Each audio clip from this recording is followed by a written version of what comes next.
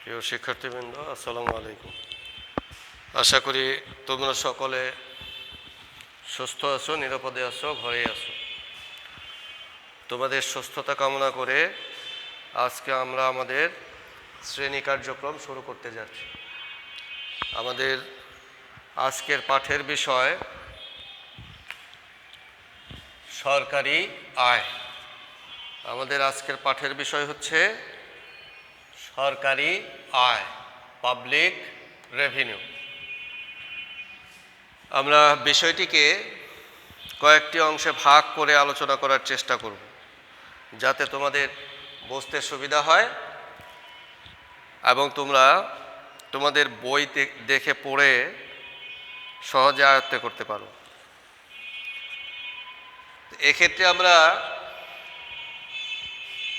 যে ধাপগুলোতে সরকারি আয়ের ধারণাটি আলোচনা করব সেটা হচ্ছে, প্রথমে আমরা সংজ্ঞা জানার চেষ্টা করব সরকারি আয় কি, তারপরে লক্ষ্য, সরকারি আয়ের লক্ষ্য কি এবং সরকারি আয়ের উৎস। এই তিনটা অংশে ভাগ করে আমরা সরকারি আয়ের আলোচনা করব। তো আমরা সরকারি আয় ব্যয় ধারণার আলোচনায় সরকারি আয় ব্যয় সম্পর্কে খানিকটা ধারণা পেয়েছি। এবারে আমরা সরকারি আয় কি সেটা জানার চেষ্টা করি। জাতীয় ব্যয় নির্বাহের জন্য কোনো নির্দিষ্ট অর্থ বছরে সরকার বিভিন্ন উৎস থেকে যে আয় বা সামগ্রিক অর্থ সম্পদ সংগ্রহ করে তাকে সরকারি আয় বলা হয়। আমি আবার বলছি, কোনো নির্দিষ্ট অর্থ বছরে সরকার বিভিন্ন উৎস থেকে যে আয় বা সামগ্রিক অর্থ সম্পদ সংগ্রহ করে তাকে সরকারি আয় বলা হয়। অন্যভাবে বলা যায়, সরকার তার যাবতীয় ব্যয় নির্বাহের জন্য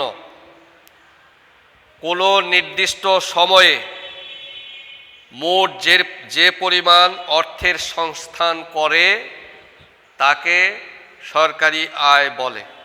আমি আবার বলছি, অন্যভাবে বলা যায়, সরকার তার যাবতীয় ব্যয় নির্বাহের জন্য কোনো নির্দিষ্ট সময়ে মোট যে পরিমাণ অর্থের সংস্থান করে তাকে সরকারি আয় বলে। তাহলে সরকারি আয়টা কি সেটা আমরা জানলাম। এবারে আমরা এই সরকারি আয়ের লক্ষ্য জানার চেষ্টা করি। আমরা এই লক্ষ্যটা বাংলাদেশের প্রেক্ষিতে দেখার চেষ্টা করব। বাংলাদেশের সরকারি আয় তথা রাজস্ব নীতির মূল লক্ষ্য টেকসই মাত্রার বাজেট ঘাটতির পাশাপাশি সরকারি ব্যয়ের কার্যকারিতা বৃদ্ধি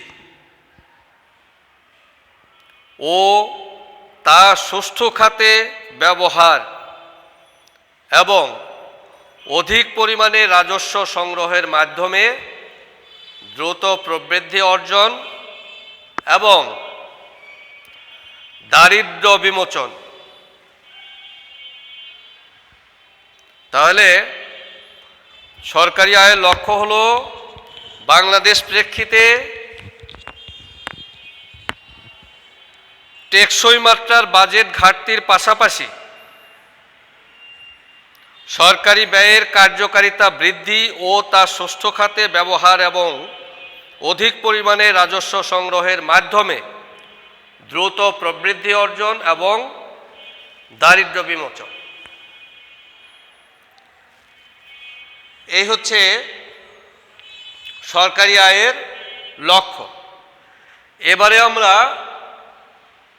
সরকারি আয়ের যে উৎসসমূহ, সরকারি আয়ের যে উৎস সেটা সম্পর্কে জানব। সরকারি আয়ের উৎস কি? সরকার যেসব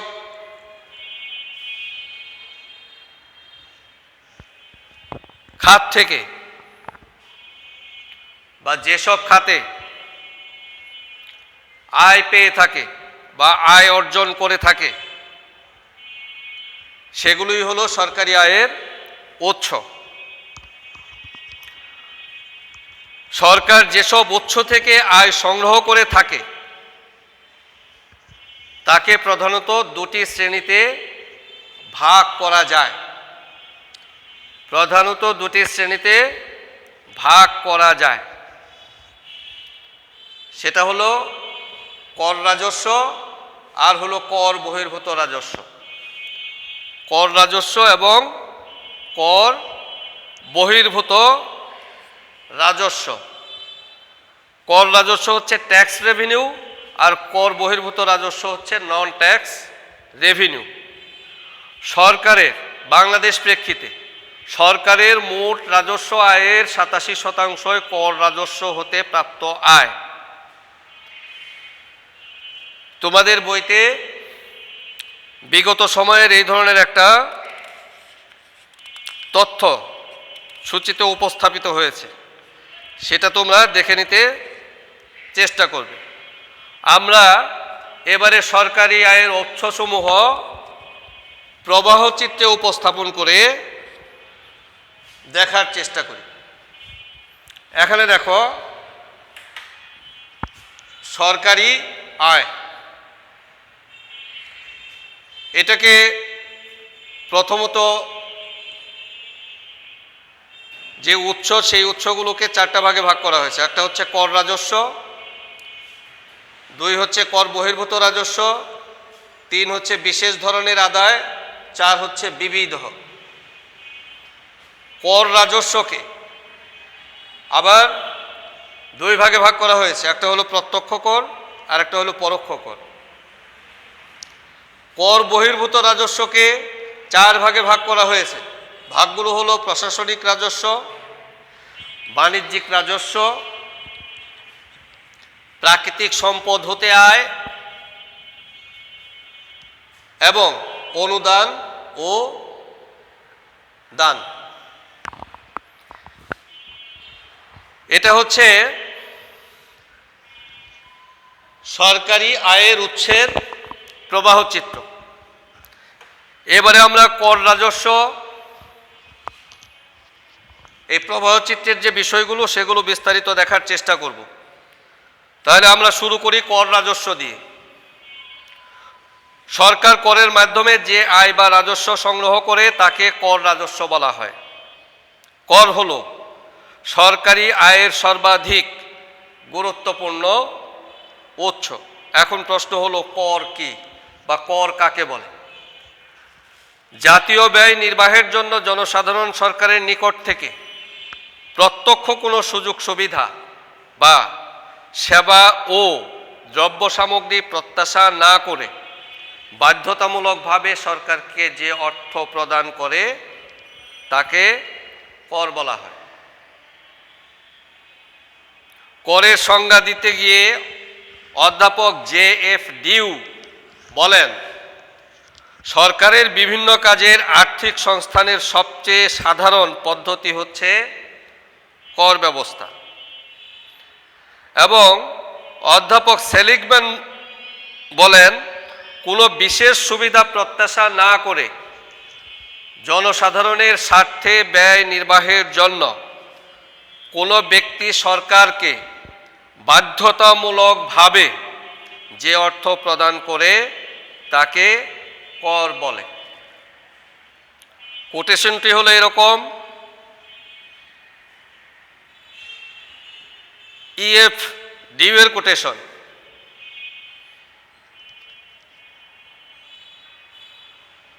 সেলিগম্যানের কোটেশনটা এরকম, a tax is a compulsory contribution from the person to the government to defray the expenses in the common interest of all without reference to special benefits.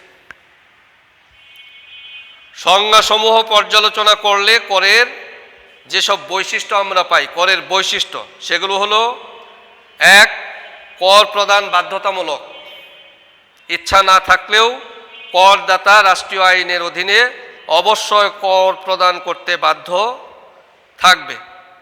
খ, কর প্রদানের একমাত্র কর প্রদানের বিনিময়ে কোনো প্রতিদান বা সুবিধা সরাসরি করদাতা দাবি করতে পারে না।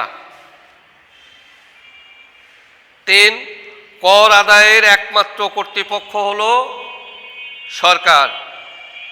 4, সরকারি আয়ের সিংহভাগই হলো কর রাজস্ব, যা মুদ্রাস্ফীতি রোধ, আয় ও সম্পদের সুষম বন্টন এবং দাম স্তরের স্থিতিশীলতা রক্ষার উদ্দেশ্যেও আরোপ করা হয়।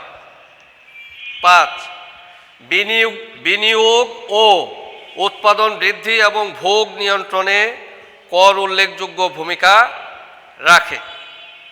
6, পূর্ণ নিয়োগ অর্জনের মাধ্যমে অর্থনৈতিক স্থিতিশীলতা রক্ষায় কর একটি বড় হাতিয়ার।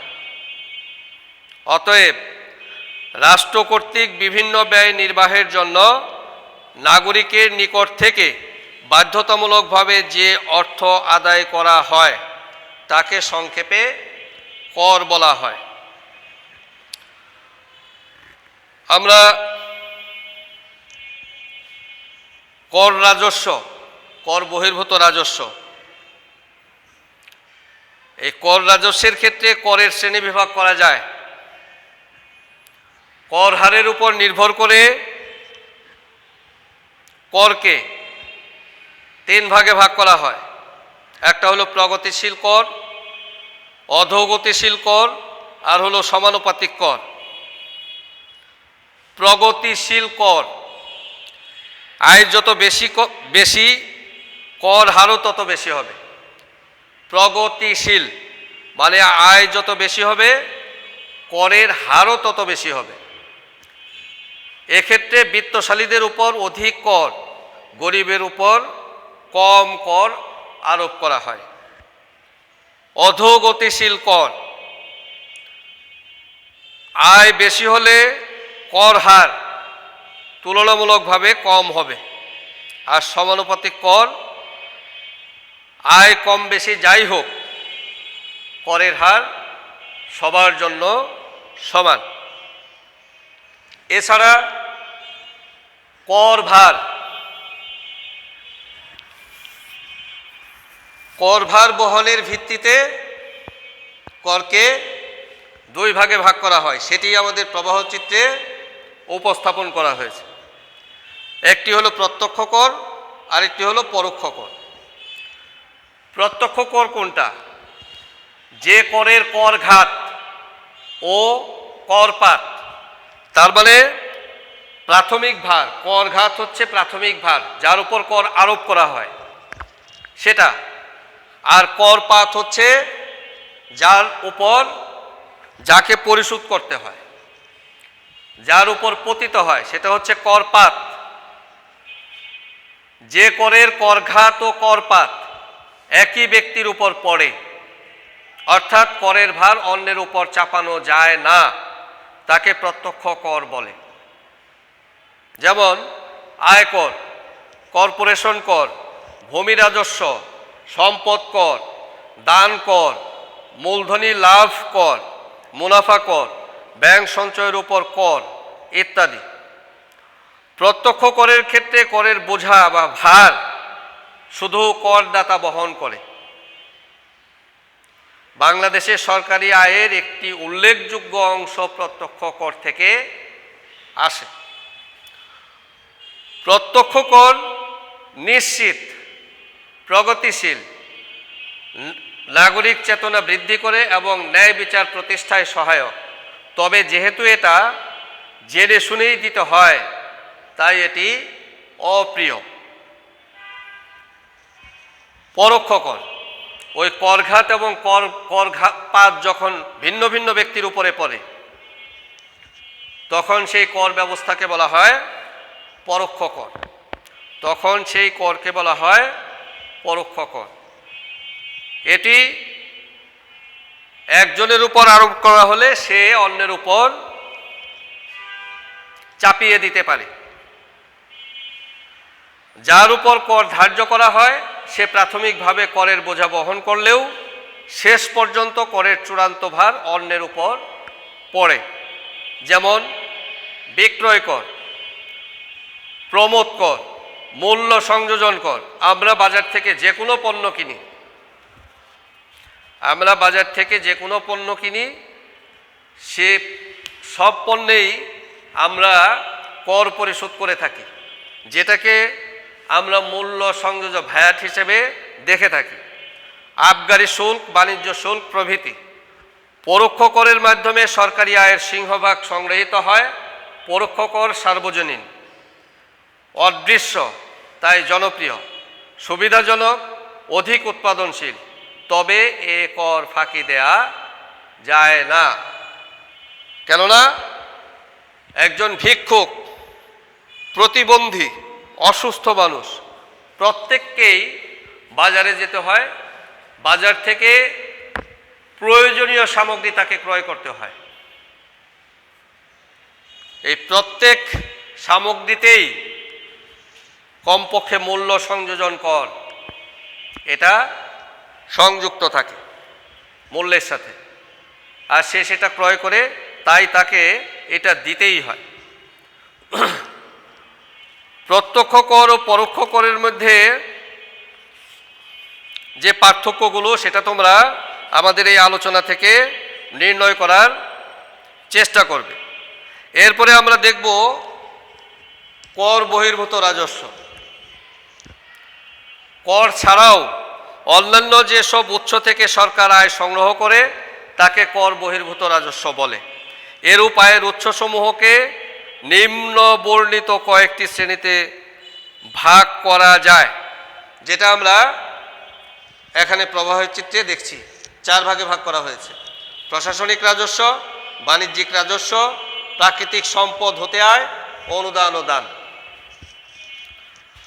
প্রশাসনিক রাজস্ব সরকারের নিকট থেকে কোনো বিশেষ উপকারের পরিবর্তে রাষ্ট্রের নাগরিকবৃন্দ স্বেচ্ছায় যে অর্থ প্রদান করে তাকে প্রশাসনিক রাজস্ব বলা হয়।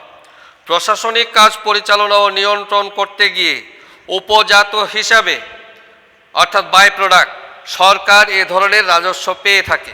অধ্যাপক টেইলরের মতে লাইসেন্স ফি, জরিমানা, জামানত বাজেয়াপ্ত এবং বিশেষ ধরনের আদায় ইত্যাদি প্রশাসনিক রাজস্বের আওতায় আসে। যেমন কোর্ট ফি, রেজিস্ট্রেশন ফি, রেডিও টেলিভিশনের লাইসেন্স ফি, আদালতে জরিমানা আদায়, নির্বাচনে জামানত বাজেয়াপ্ত থেকে আয়, এগুলো। আর বাণিজ্যিক রাজস্ব কি? বাণিজ্যিক রাজস্ব বর্তমান যুগেও অনেক দেশে রাষ্ট্রীয় মালিকানাধীন বহু প্রতিষ্ঠান ও শিল্প পরিচালিত হয়। এসব প্রতিষ্ঠানের সৃষ্ট সেবা বিক্রয় করে রাষ্ট্র বা সরকার যে অর্থ সংগ্রহ করে তাকে বাণিজ্যিক রাজস্ব বলা হয়। যেমন রেলওয়ে, বিমান থেকে ভাড়া, ডাক ও তার বিভাগ থেকে মাসুল, শিক্ষা প্রতিষ্ঠান থেকে বেতন, ব্যাংক, বিমা ও মৌলিক ভারী শিল্প থেকে মুনাফা ইত্যাদি লাভ করে থাকে সরকার। এটা হচ্ছে বাণিজ্যিক রাজস্ব। তারপর হচ্ছে প্রাকৃতিক সম্পদ হতে আয়। হ্যাঁ, দেশে বিদ্যমান বা আবিষ্কৃত সকল প্রাকৃতিক সম্পদ, যেমন প্রাকৃতিক গ্যাস, তেল, খনিজ মূল্যবান ধাতব পদার্থ, কয়লা, বনভূমি প্রভৃতির প্রকৃত মালিক হলো সরকার। এ সম্পদ বিক্রি করে অর্জিত আয় সরকার রাষ্ট্রীয় ব্যয় নির্বাহে ব্যবহার করতে পারে, অথবা এ সম্পদ ব্যবহারের মাধ্যমে নির্মিত শিল্প কারখানা হতে অতিরিক্ত রাষ্ট্রীয় আয় সৃষ্টি করতে পারে। আর কর বহির্ভূত রাজস্বের সর্বশেষ যে উৎসটি সেটি হলো অনুদান ও দান। দান ও সাহায্যের মাধ্যমেও সরকার অনেক অর্থ লাভ করে থাকে। বিশেষ কাজে দেশের জনগণ ও বিভিন্ন প্রতিষ্ঠান এবং অন্য দেশের সরকার ও বিভিন্ন প্রতিষ্ঠান কোনো দেশকে স্বেচ্ছায় যে অর্থ প্রদান করে তাকে দান বলা হয়। যেমন যুদ্ধ ও প্রতিরক্ষা তহবিলে দান, বন্যার্তদের সাহায্য তহবিলে দান ইত্যাদি। অনুদান অর্থ সব সময় সাহায্য বোঝায় না। বিশেষ সময়ে বিশেষ কাজের জন্য অনুদান প্রদান করা হয়। কোনো দেশে অর্থনৈতিক সংকট সৃষ্টি হলে পৃথিবীর বিভিন্ন দেশ এবং আন্তর্জাতিক সাহায্য সংস্থাসমূহ উক্ত দেশকে প্রচুর আর্থিক সাহায্য প্রদান করে। এরূপ সাহায্য সরকার দেশের মধ্য থেকেও লাভ করতে পারে। সরকার অনেক সময় দেশ বিদেশ হতে প্রচুর পরিমাণে দান ও অনুদান পেয়ে থাকে। সুতরাং এটিও সরকারি আয়ের উৎস। কোনটি? দান ও অনুদান। আর সরকারি আয়ের তৃতীয় যে উৎসটি আমরা মোটা দাগে বলেছিলাম সেটা ছিল বিশেষ ধরনের আদায়। সরকারের বিভিন্ন উন্নয়নমূলক কার্যক্রমের জন্য ব্যক্তি বিশেষের যে আর্থিক লাভ হয় তার কিছু অংশ বাধ্যতামূলক সংগ্রহ করাকে বিশেষ ধরনের আদায় বলে। অধ্যাপক টেইলর এরূপ আদায়কে প্রশাসনিক রাজস্বের অন্তর্ভুক্ত করলেও অধ্যাপক এইচ ডাল্টন এটিকে ভিন্ন বৈশিষ্ট্যের কারণে পৃথকভাবে বিবেচনার সুপারিশ করেন। যুক্তরাষ্ট্রে সর্বপ্রথম এই ধরনের আদায় চালু করা হয়। উন্নত দেশসমূহে সরকারের এই খাতে অবদান বেশি, তাই আদায়ও বেশি। আর সর্বশেষ মোটা দাগে যেটি সেটি হলো বিবিধ আয়ের উৎস। উপরের আলোচিত উৎসসমূহ ছাড়াও সরকার স্থানীয় কর, ইউনিয়ন পরিষদ, পৌরসভা, উপজেলা পরিষদ ও জেলা পরিষদের মাধ্যমে সরকারি ঋণ, সুদ, নোট প্রচলন, যুদ্ধের ক্ষতিপূরণ, সম্পত্তি বাজেয়াপ্তকরণ, বাধ্যতামূলকভাবে ঋণ, পুরস্কার, টাকশাল, সরকারি প্রকাশনা প্রতিষ্ঠান ইত্যাদি থেকেও যথেষ্ট পরিমাণ আয় পেয়ে থাকে। এগুলো হচ্ছে সরকারের বিবিধ আয়ের উৎস। পরিশেষে বলা যায় বাংলাদেশে মোট রাজস্ব জিডিপি অনুপাত বা কর জিডিপি অনুপাত বৃদ্ধির জন্য একটি দক্ষ ও নিরপেক্ষ কর ব্যবস্থার পাশাপাশি কম্পিউটার প্রযুক্তির প্রবর্তনও জরুরি।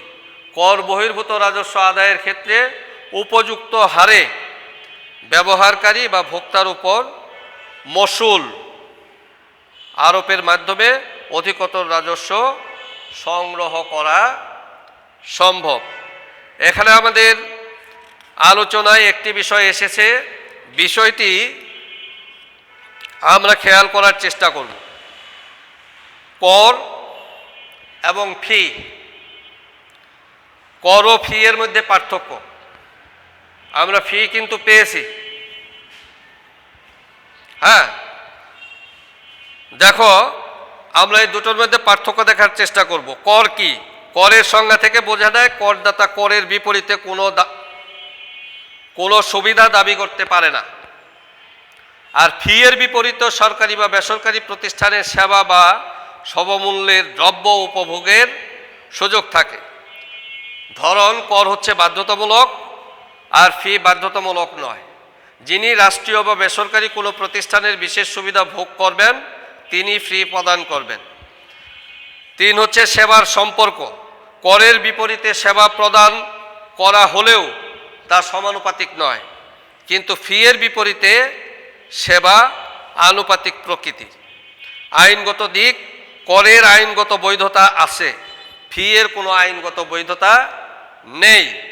উদাহরণ হিসেবে আমরা বলতে পারি আয়কর, সম্পদ কর, মূল্য সংযোজন কর, আমদানি শুল্ক প্রভৃতি হচ্ছে কর। আর রেজিস্ট্রেশন ফি, আদালতের ফি, আমদানি লাইসেন্স ফি, কলেজ ভর্তি ফি, মাসিক ফি, হাসপাতালের ক্যাবিন ফি ইত্যাদি হচ্ছে ফি। সুতরাং এভাবেই আমরা কর ও ফি এর মধ্যে পার্থক্য আলোচনা করতে পারি, পার্থক্য নির্ণয় করতে পারি। তো আমরা আজকের মতো এখানেই শেষ করছি। তোমরা সুস্থ থাকো, নিরাপদে থাকো, ঘরেই থাকো এবং বিনা প্রয়োজনে জনসমাগম এড়িয়ে চলো। আজকের মতো শেষ করছি। আল্লাহ হাফেজ।